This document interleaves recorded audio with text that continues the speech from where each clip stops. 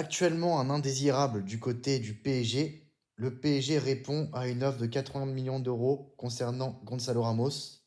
Cet été, le PSG pourrait connaître plusieurs départs majeurs au sein de son effectif.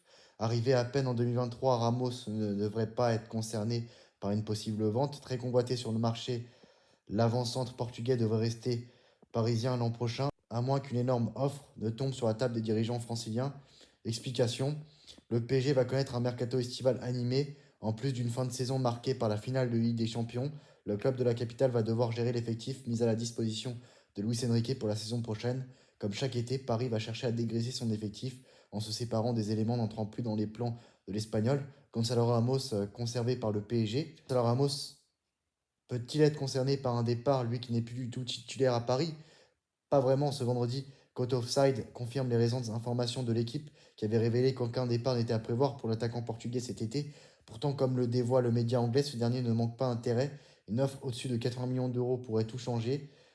Selon Côte Offside, Arsenal, Aston Villa, Newcastle, Naples, mais aussi la Juventus surveillent de très près pour la saison prochaine au mercato estival.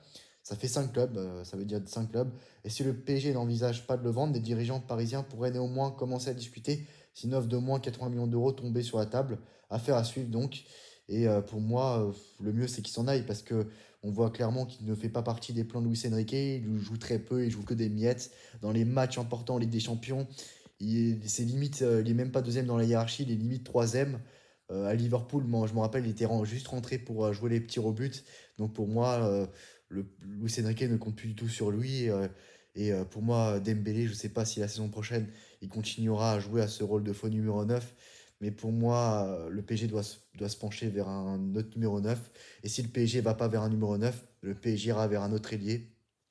Mais bon, je pense il y a plusieurs numéros 9 qui pourront être disponibles sur le marché des transferts. Je pense à Alexander Isaac, à Victor Gyökeres et à plein d'autres joueurs.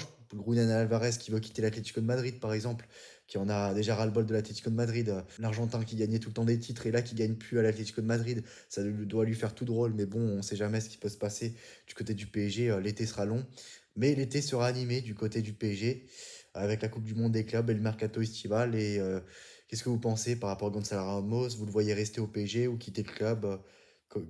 Et si vous le voyez quitter le club, vers quel numéro 9 vous irez? Et si vous n'allez pas vers un numéro 9, est-ce que vous foncerez plus vers un ailier? Dites-moi tout ça en commentaire. À très bientôt dans une nouvelle vidéo. Ciao.